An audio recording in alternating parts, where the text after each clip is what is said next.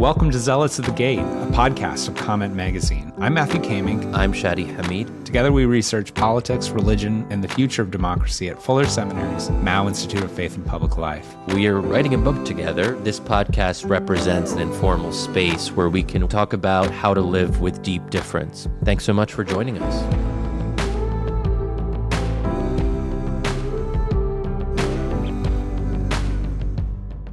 Welcome to a special edition of Zealots at the Gate. My name is Matthew Kaemingk. This specific episode comes at your request. We received a lot of notes from friends and listeners and colleagues looking for Shadi and I to have a conversation about what's happening with Israel-Palestine right now. It's political, its religious, social, and cultural implications, and how we can think about that together, disagree about that together, and just dig into it. And so I'm grateful to Shadi for making some time to dig into this together. For listeners who might be new to our discussion, Zealots at the Gate is a place where we talk about religion, politics, and deep difference. Shadi is a Muslim. I am a Christian. I'm a theologian. Shadi's a political scientist who specifically focuses on Middle East and international relations issues. Shadi is also now writing for the Washington Post, which we're really excited for Shadi on that. And Shadi has recently written a piece on the situation in Gaza, which we'll be digging into here in the conversation. For those of you who are new, please make sure to subscribe on any podcast platform, wherever you listen. You can leave us a review, and you can join the conversation and ask us questions on Twitter by using the hashtag ZealotsPod, or you can email us, zealots@comment.org. With that stated, let's jump into it. Shadi, this has been a big couple of weeks for the world and a big couple of weeks for you in particular. As a Muslim, as a political scientist, as someone who's written on these things for many years, but also as someone, not simply as an intellectual, but personally as a person of faith and just a human being. It's been a big time. I'm wondering if you could just provide a little bit of a context for you and what these past couple of weeks has looked like for you, and some of the questions that have been coming up. Thanks, Matt, for the intro. It's been an intense period. I have also started a new job, as you alluded to earlier. So now I have even, I suppose, one more identity. So I started as a columnist and member of the editorial board at the Washington Post. And yeah, on week two of my new job, everything broke out in the Middle East, and I was kind of hoping to maybe not focus as much on the Middle East going, well, no one really seemed to care all that much. There was a kind of lull in the conversation, and I think a lot of Americans were expecting more of the same, more culture war stuff that was kind of inward-looking and self-referential. And I think this is going to really scramble a lot of that. And I think we're already seeing some shifts in the political discourse. So,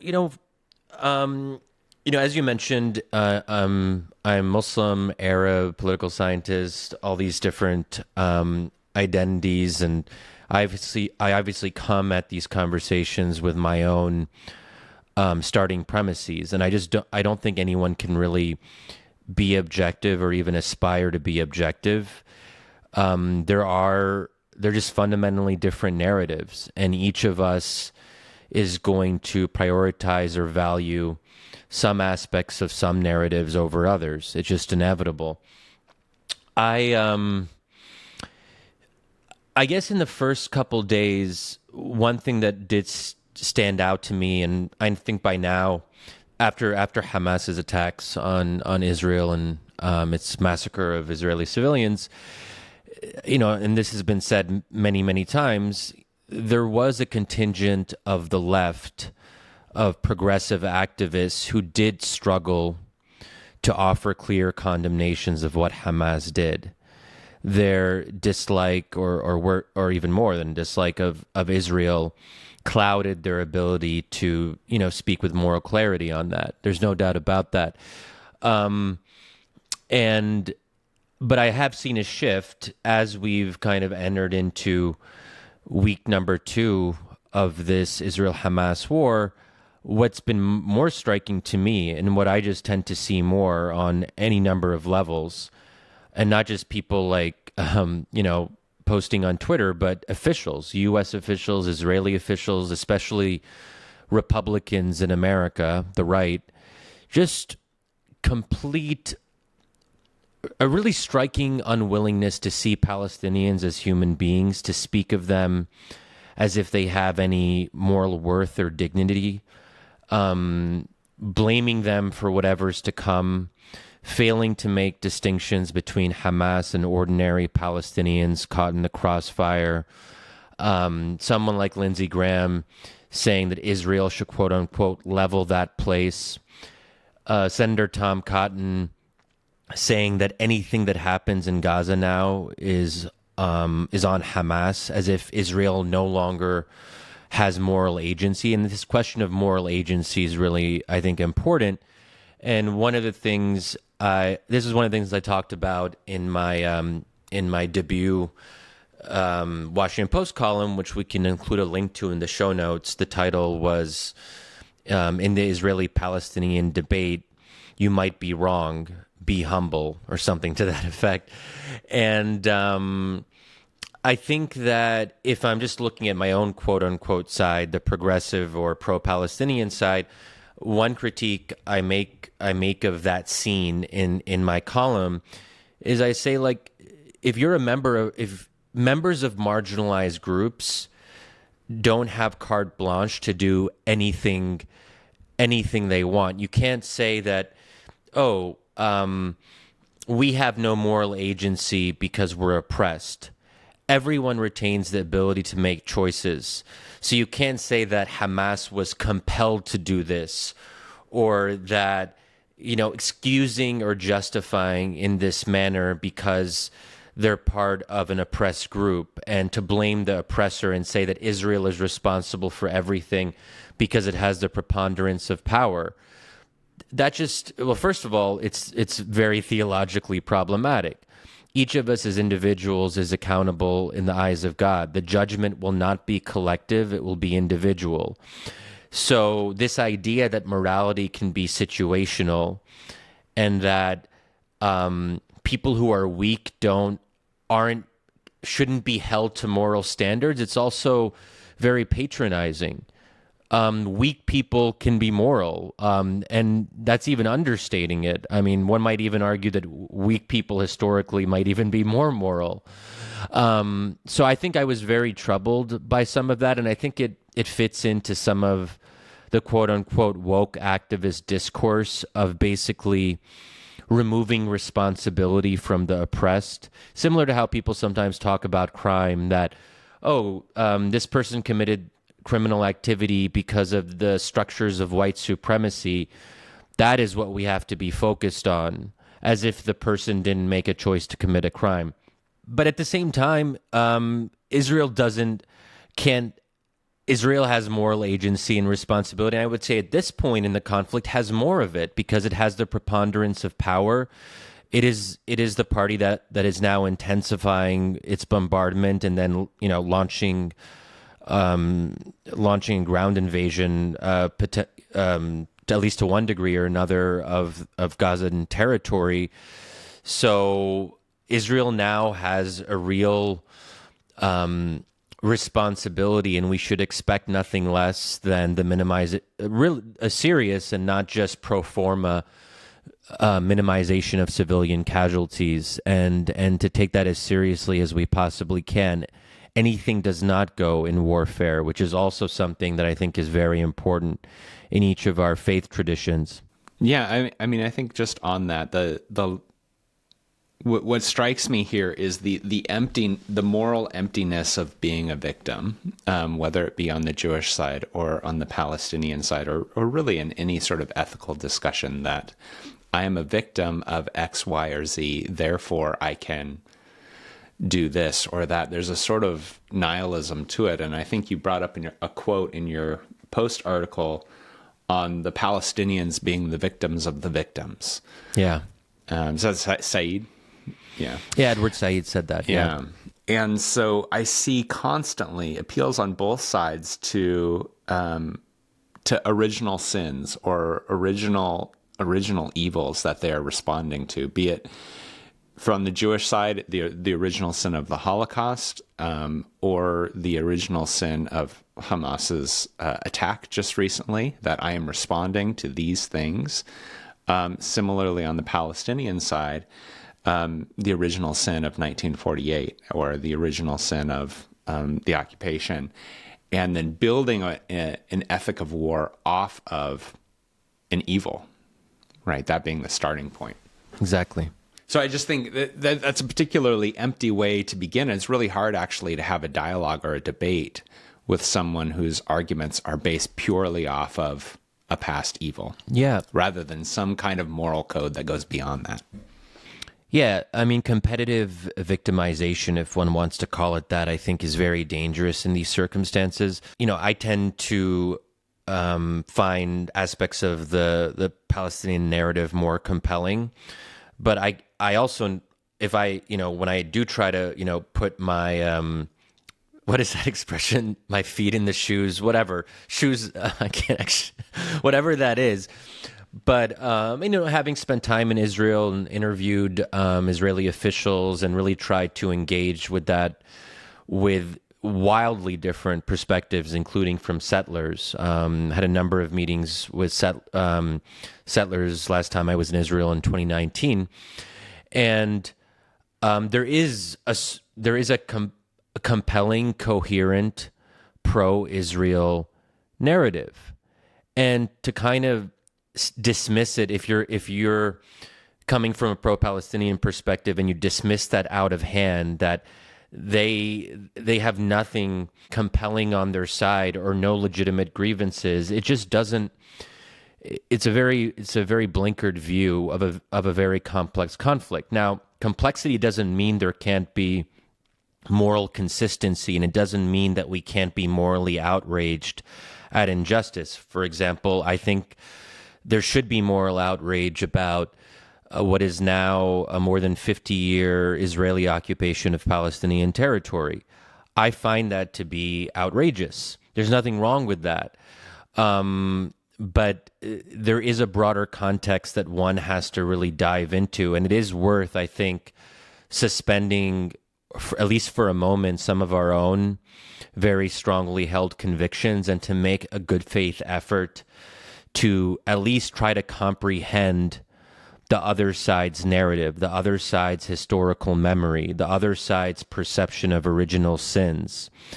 And I think that's been a theme of Zealots at the Gate, is there has to be a presumptive generosity there, even with people who we might consider to be our adversaries or opponents. And that's very hard to do, I think, but I think it must be done. So you used the term in your article, both sides-ism. And I wonder if you could provide our listeners with a little bit of background on how that term works today, and what its benefits and perhaps its detractions or its weaknesses are. What is both sides-ism? Yeah, right after. So I think it was maybe the day after Hamas, launched its attacks on Israel. I tweeted something like, I think it was, we can and must condemn Hamas's heinous acts against Israeli civilians while refusing to forget that Israel has been a perpetrator of a brutal occupation of the Palestinians. I think what you said there was, it must be possible to say two things at once. Yeah, that's the part before. Yeah, exactly. Yeah. It should be possible to, it doesn't, one kind of suffering shouldn't negate another. It is possible to speak, even in one sentence, about quote unquote both sides. And in this case, in the Israeli-Palestinian conflict, there are actually both sides insofar as there are two primary parties to the conflict. So at a very basic level, we should be looking at perspectives on both sides. But obviously some people, I think it is difficult to talk about atrocities after the fact. So because Hamas's targeting of innocent civilians was just so brutal and grisly and bloody, and many of us saw those very disturbing images, there is an interesting and I think challenging question of what is the appropriate way to talk about those atrocities, because at some level you want to make sure you're focused on the immediate victims, the people who were killed by Hamas. But at the same time, as analysts and observers, like we also have to think about what comes next, what the Israeli response will be. How do we analyze what's going on? How did Gaza become this place that has just been, festering, for such a long time without much international attention? There's all these different angles to the broader conflict. So when is it appropriate to actually bring those up and talk about the broader context? Because I think one of the concerns is that if you do talk about the broader context, you're not focusing on the immediate victims and what they're going through.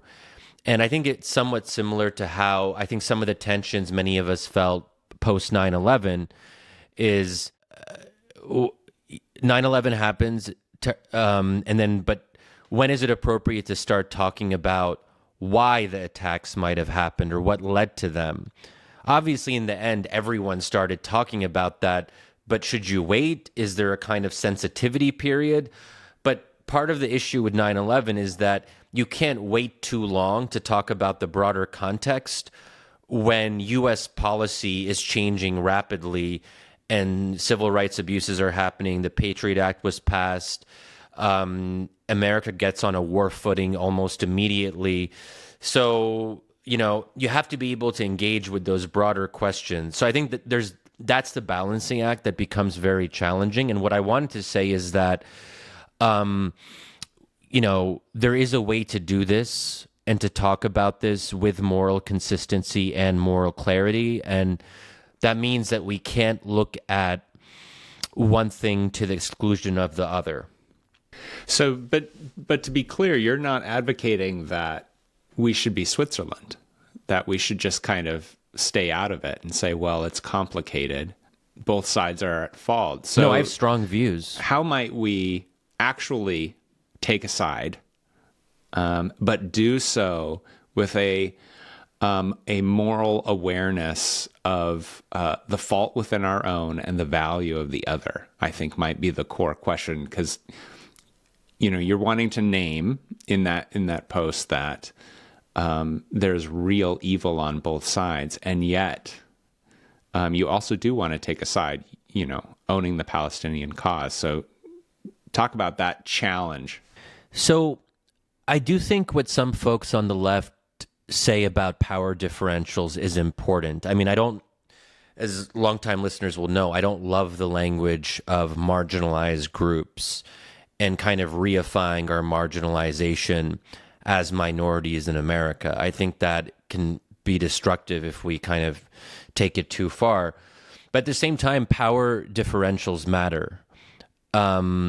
And the fact that the Israeli military and the Biden administration have the preponderance of power, I mean, more so the Israeli military, but in the end, the U.S. is the primary military patron of Israel, has a lot of influence with what Israeli officials do, how far they might go in terms of, bombings in Gaza and actually going in on the ground. So I think there's something weird and like morally distasteful to me that you see a lot of pro-Israel voices obsessing over campus activists and saying, oh my God, look at these student groups that couldn't condemn Hamas. Yeah, it's really bad what some of these student groups said or failed to say. And, that deserves some attention. But we're in the middle of a war, and those college students are relatively fringe. They have no influence on American policy. No one who actually controls like a serious military is like listening to their advice. So there's just something very odd to me about how we're it's if you'll forgive the term, punching down. Yeah, sometimes you want to punch up a little bit. You want to look more closely at those who actually have the most power. Yeah. Because that's what's ultimately going to affect the most lives. So ultimately, Israel is the more powerful party here. It has one of the most, advanced militaries in the world. It's a very successful country. No, I get that. I think power is an important aspect of these sorts of things, but I think not. I think one of the tempting things is neutrality in these kinds of situations for Americans in particular, is simply to say, well, it's a messed up region. It's complicated. I have other things to do with my life. I'm not going to care about this. Yeah, and I would advise against that. And as I have been saying, I think that if at some basic level we have to address the failure to establish a Palestinian state, the fact that this conflict has been left to fester, the fact that Gaza has been under a land, air, and sea blockade since 2007 with relatively little international attention. It just became this thing that people, oh, that's unfortunate what the Gazans are going through, but what can we do? Let's just kind of throw up our hands. People weren't paying attention to how a lot of terrible impulses were building, and that while everyone was looking away, Hamas was preparing this assault. Even the Israelis were caught off guard. This is a danger of not paying attention to the Middle East, not caring, thinking that we can pivot to Asia and just completely give up any sense of having a more moral and just policy in the Middle East.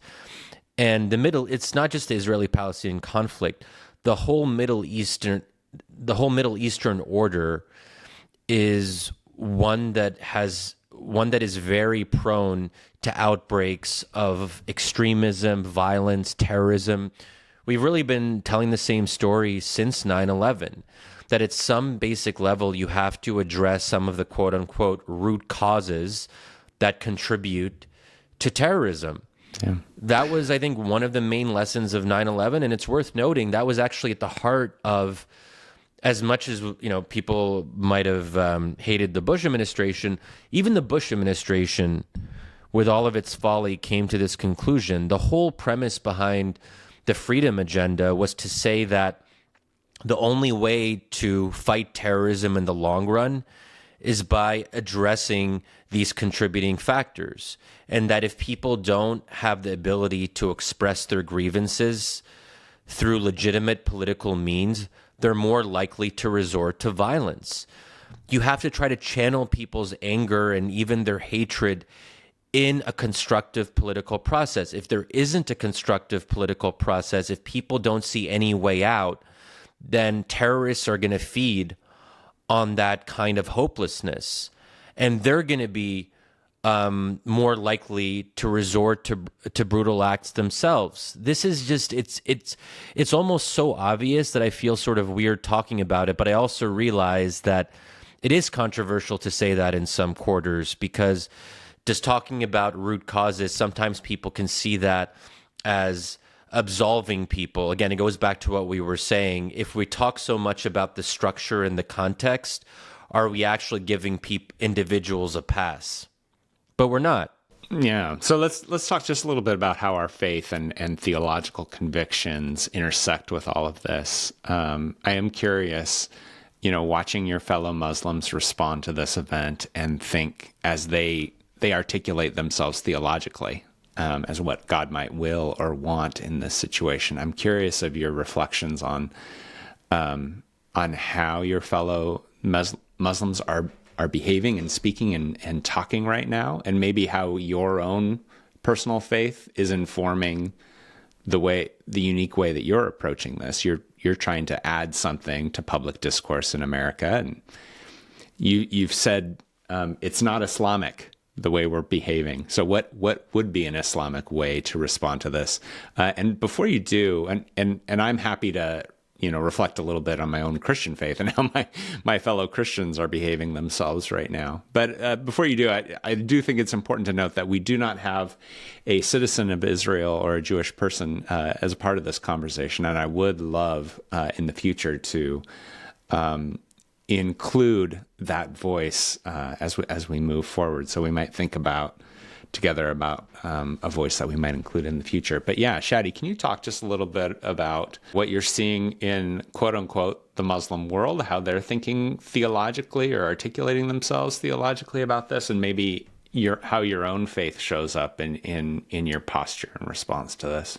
Yeah, I think I wouldn't want to overstate how common this is, but I think there's no avoiding that in some parts of the pro-Palestinian movement and among Muslims more broadly, especially in the Middle East, because it's so visceral, just how much this conflict has played a role in historical memory and a sense of injustice from an Arab perspective, that I think a knee-jerk reaction that I often see is to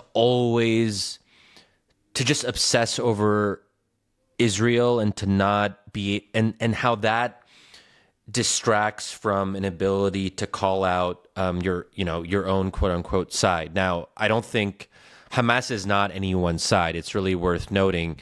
Hamas claims to speak on behalf of Muslims. It claims to have a broad popular support, and of course that's going to be their narrative.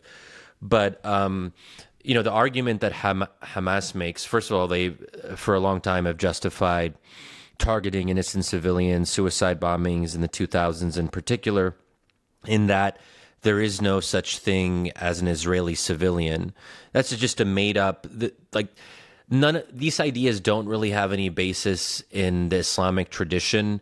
There's combatants and there's non-combatants. This idea that people can be held responsible for what their government does is a kind of collective punishment. It's saying that individuals are responsible for the collective, which is a fundamentally un-Islamic idea, because in judgment, in the eyes of God, you are only responsible for your own sins as an individual. No one else's sins can be put onto you. That goes against the whole moral system of Islam. And so that's one thing that I feel very strongly about. And also just as I mentioned earlier, the situational ethics or situational morality, that if you're oppressed, you can then justify terrible things. But there's also a secular version of this. Desperate times call for desperate measures. You suspend the rules of war because your enemy is so evil. There's always a temptation to do this. But it's worth remembering that in the founding of Islam, in the early days of the Muslim community, Prophet Muhammad and his followers were fighting for their very survival. There was a very proximate risk of annihilation, and that was one of the worst periods in Islamic history. And yet the Prophet and his supporters never said, "Oh, well, now we can just kill everyone. Now we can target non-combatants." And there were clear rules of engagement that Prophet Muhammad did take quite seriously. And so I just think that if it's good enough for the Prophet Muhammad, it's good enough for you in Palestine, as difficult as your situation might be. You can't target children, women. You can't lose your morality if you claim to be fighting an injustice, because we all know how that ends up. Two wrongs don't make a right. These are very basic things that I think we derive either directly or indirectly from our faiths. The golden rule. Just because someone did something terrible to you, again, this is what Hamas says. It says, well, oftentimes they don't make religious arguments. They're saying, well, look what Israel does to us. That is not a theologically or morally coherent argument. That's like schoolhouse talk, school playground talk. So I think the golden rule, or two wrongs don't make a right. There is like some basic wisdom there that some of these groups seem completely unable to follow. But yeah, if I go ahead. I'd be curious, and Matt, we haven't really had a chance to talk about this. I have been getting some comments from folks, saying that they're disappointed to see how some Christian leaders in America have talked about Palestinians or not having as much empathy for what the suffering of Palestinians and that sort of thing. But there's so many different directions we can go from your perspective, and we've never really talked all that much about the Israeli-Palestinian conflict more broadly. But how do you come at this as a Christian? How are you trying to make sense of what's going on? And does what I just said kind of resonate from a Christian perspective? Right. Well, I mean, so the Christian response to the Israel-Palestine conflict over the last 75 years has been, predictably complex. So you have Christian Zionism, which in its most extreme sides can basically see no wrong for the people of Israel, and just a total blind support that is theologically and spiritually charged, often with a sort of eschatological or end times type energy that we support Israel because God supports Israel, and in supporting Israel, we will usher in a new age in which Jesus will return. And it's not hard to imagine what the political consequences are for that kind of a theological commitment. On the other side, on the Christian, so that might be the Christian right on Israel-Palestine, and then on the Christian left, you can kind of have a sort of spiritual, a sort of anthropological flatness. What I mean by that is, there's nothing special about Judaism. There's nothing special about Jews. They're just human beings like everyone else, and God loves all people, and so there should be no state of Israel. The Palestinians should inhabit that land, and because it was theirs first. And so those on the Christian, that maybe the far Christian left, would just have no real stake in the state of Israel politically or theologically. Where I sit, on that spectrum, I hate being described as a moderate. I always kind of bristle at that, but I do feel compelled genuinely by both sides, in that I 100% want to affirm the humanity and the deep value of Palestinian Christians and of their placeness on that land and their right to that land. However, I also, theologically as a Christian, I believe that the Jewish people are treasured by God, and that they matter deeply, and that they somehow mysteriously have a connection to that land, and that's valued. And so I really do come at this theologically, valuing both sides and wanting real justice and reconciliation between both sides. But I think one of the reasons why I've never talked with you about Israel-Palestine is genuinely... We really never talked about it? We've never talked about Israel-Palestine, Wow. you and First I. time We've never here. talked about it. Is a genuine moral paralysis that I experience around this particular issue. And it's a little bit embarrassing for me as a Christian ethicist and a political theologian that I don't have the kind of moral clarity on this issue that I would love to have, to be honest with you. So it's very easy for me to criticize Christian Zionism, and it's very easy for me to criticize a sort of blind woke Palestinianism. you know? Those are the simple things. I'm more interested in the complex, theopolitical problem of what do you do with the reality of what you have there. Yeah.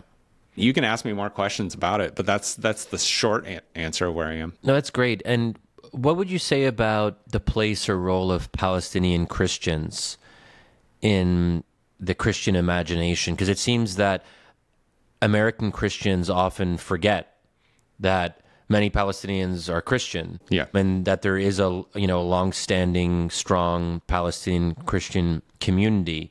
And often I hear a kind of indignation, like, how come no one pays attention to us? We exist too, and why don't our Christian co-religionists seem to value our perspectives?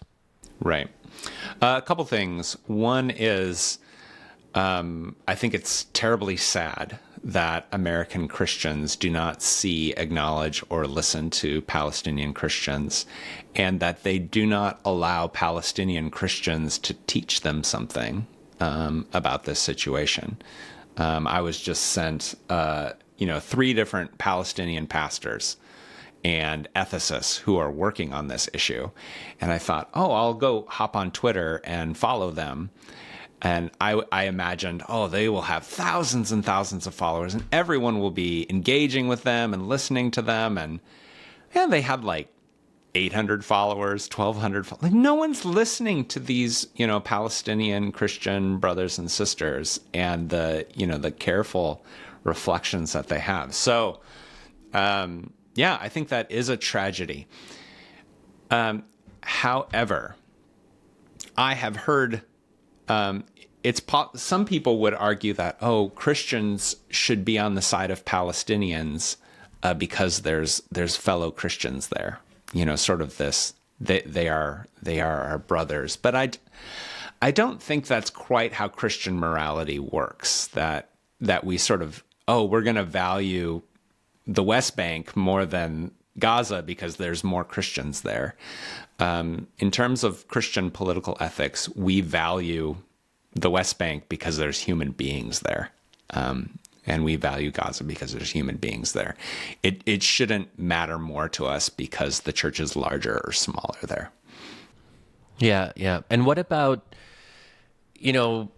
obviously I don't think this is the predominant strand in American Christianity today, and we've talked about this in previous episodes, that there's much more of a John Wayne kind of Christianity, especially among evangelicals, which is maybe less focused on the weak and the most destitute and the most poor. But obviously, at least, when I think about Christianity, I do think about a religion that very much identifies with the weakest of the weak and pays close attention to the struggles of the weak. Again, kind of obvious. But the fact that Palestinians are on the other side of the power differential, again, we're not saying that allows getting rid of standard morality, but the fact that, in a David-Goliath kind of situation, I guess the Palestinians would be more in the place of David in terms of lack of power and fighting, of contending with a much stronger force. I mean, how do you view the question of weakness and morality? Well, I have to say it's morally embarrassing to hear, and I would hope that the Christians who are listening to this feel this moral embarrassment. It's morally embarrassing to hear a Muslim say to me, I thought Christianity cared about weak people, right? Because it's supposed to be the core of what the Christian faith is about. So then the next question is, why don't American Christians care about these clearly weak Palestinian people? And the answer, of course, is complicated. A big part of it is that evangelical Christianity has been deeply influenced by Christian Zionism, which I think was more popular amongst evangelical Christianity in the 1970s, 80s. Like, you don't really hear a lot of younger evangelical pastors banging the drum of Zionism, like you would have 20 years ago or 30 years ago. But it's still kind of in our blood. It's still kind of in the water we drink of this deep concern for just, I would say it's more of a sort of general concern for Israel, as opposed to maybe 20, 30 years ago when evangelicals were writing lots of books about being intense Zionists. Interesting.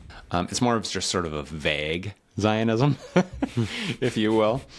But yeah, there is a lack of concern for the weak. I was listening to your discussion with Demir at Wisdom of Crowds the other day, and I couldn't help but think of this book by Reinhold Niebuhr, a sort of core book on Christian theology and international relations, which is Moral Man and Immoral Society.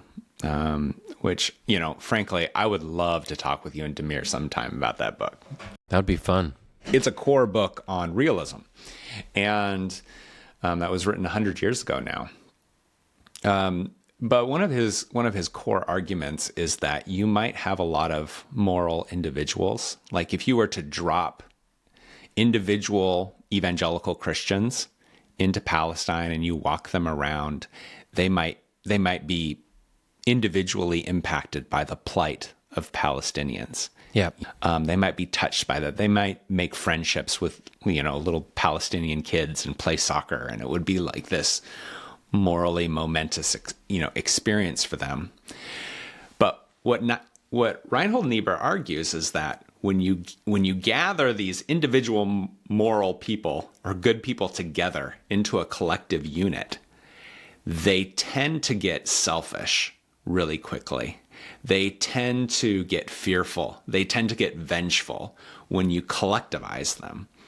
That communities tend to lose their moral vision when blame can be diffuse. So essentially, I can ask the Israeli army to do really intense things as a nation and not bear that responsibility.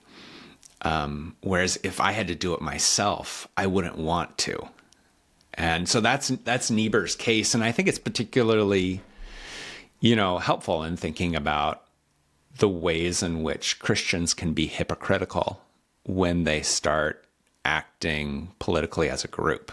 Whereas individually, you'd get to know a regular evangelical Christian and you'd be thinking, they could never support something so horrible. That's a fascinating point because it's sort of the opposite of the wisdom of crowds.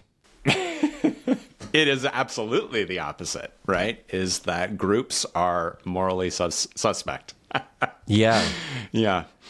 Yeah, it absolutely Well, is. that seems to be a problem.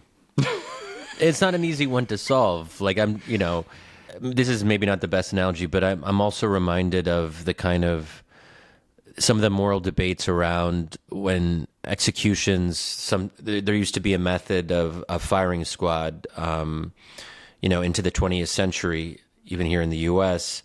And I guess that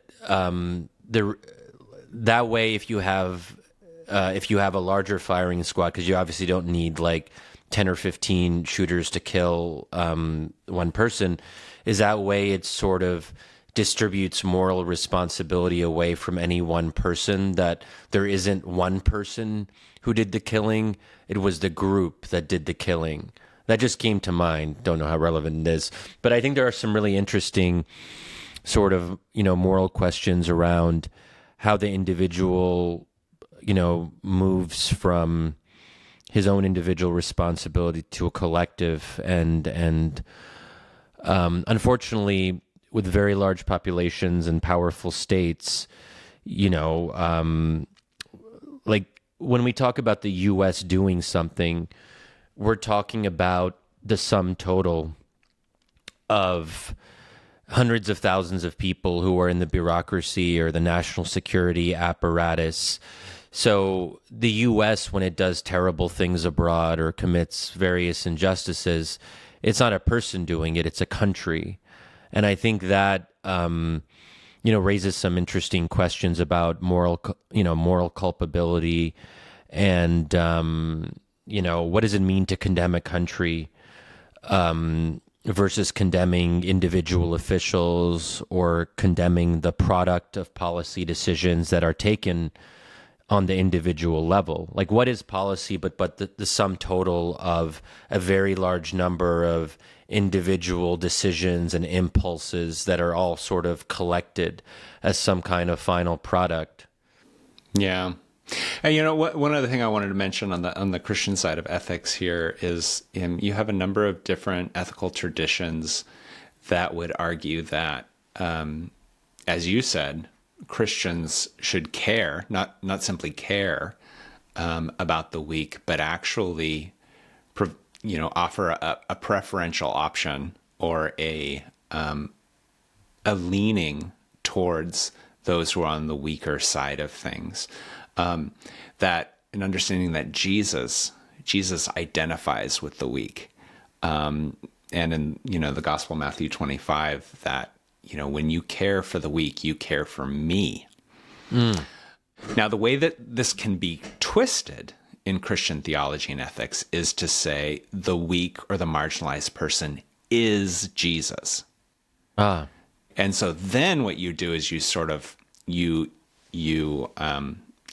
take the oppressed person and you make them an idol, or you make them absolutely Jesus. So then the Palestinian can do no wrong because God is absolutely with the Palestinians, right?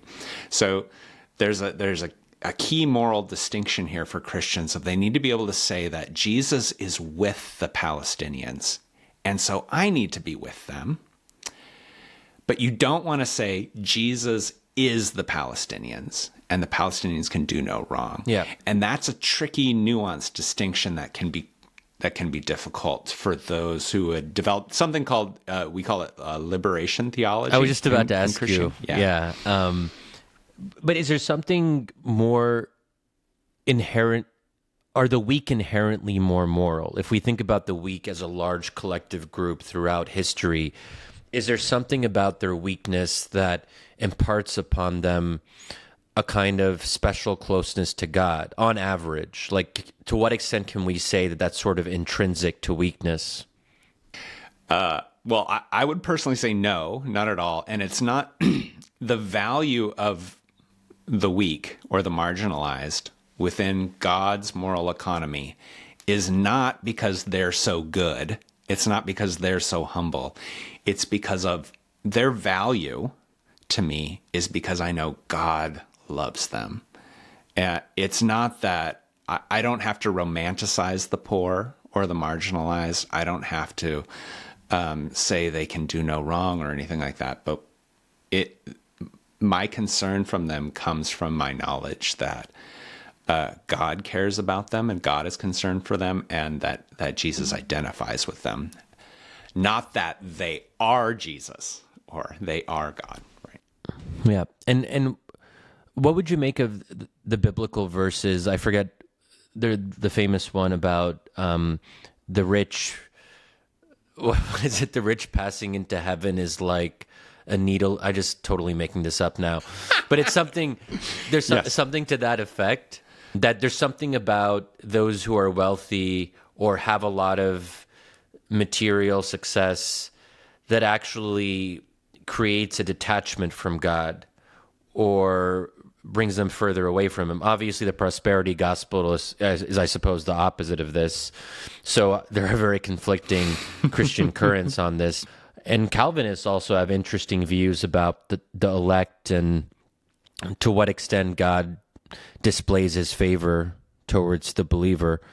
Yeah, I guess there's a lot there that would probably require a lot of exposition. So let's stick with the first part. The first part is that money, power, and privilege in the Christian imagination is not evil in itself, but it makes for a life that is morally dangerous and difficult.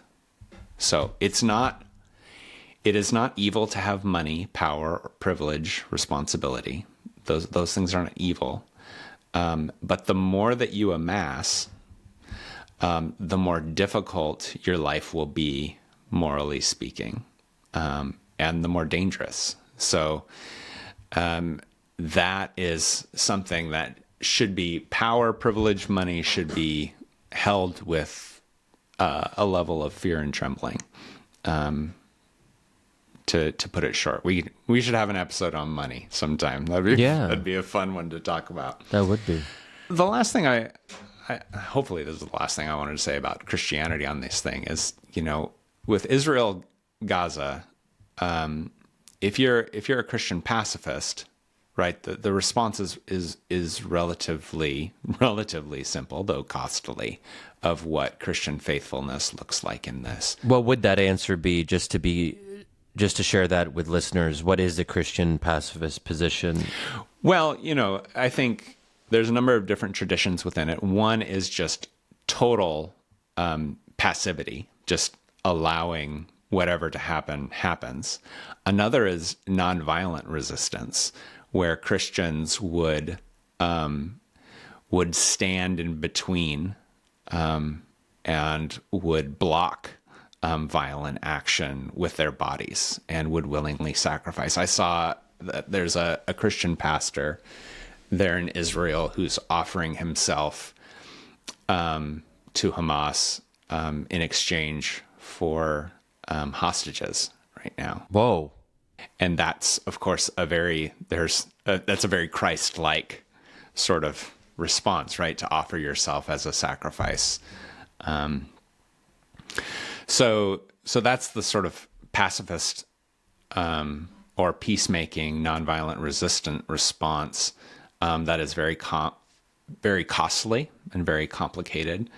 The other tradition is the Christian just war tradition, which I think, it basically says, if you're going to go to war, it has to be under these circumstances and it has to be in this sort of way, and you have to conduct yourself in an honorable way. And there's all these sort of ethical constraints on this. But it's very complicated with this particular issue because of the way Hamas is behaving. Just war, traditionally has been something where, like, my army meets your army out on a field, and this is how we're going to conduct that battle in a way that's just, fair, and right.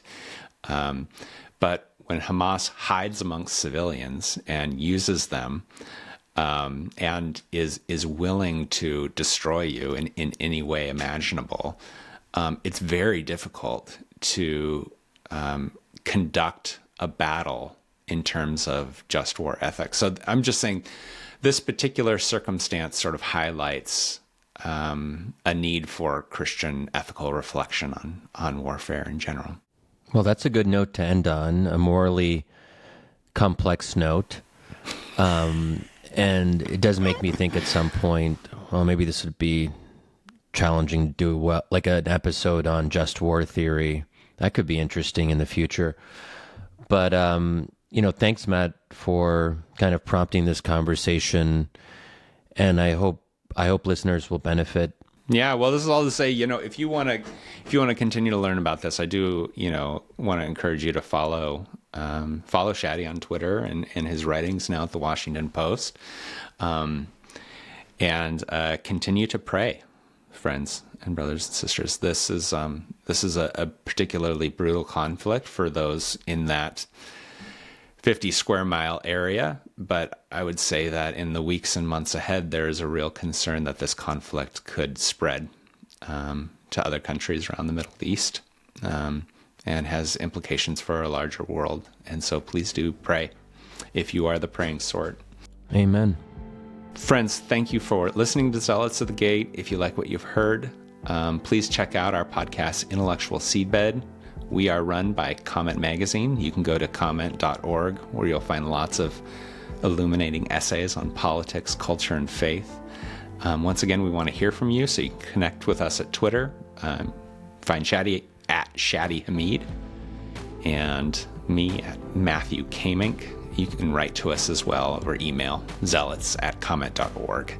And you can expect a sincere and thoughtful exchange. Our thanks as well to our sponsor at Fuller Seminary, the Mao Institute of Faith and Public Life. That's where Shadi and I serve as scholars.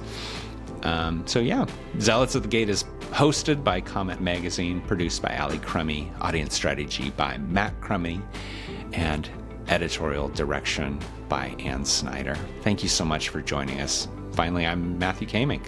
And I'm Shadi Hamid. Thanks, everyone.